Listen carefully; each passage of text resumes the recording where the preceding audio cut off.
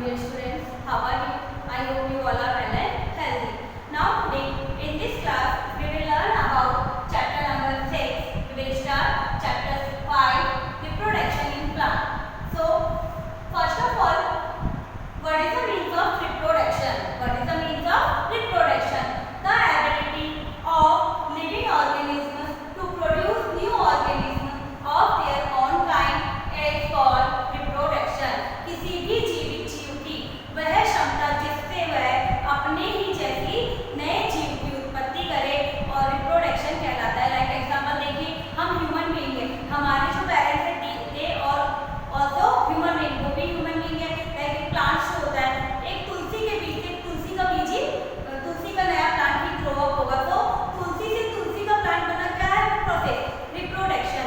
Now there are two types of reproduction. First is asexual reproduction and second is sexual reproduction.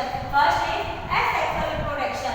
In asexual reproduction, we learn about budding, spore formation, fragmentation and vegetative propagation.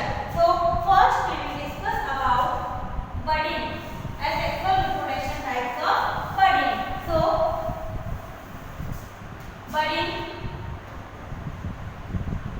first is budding.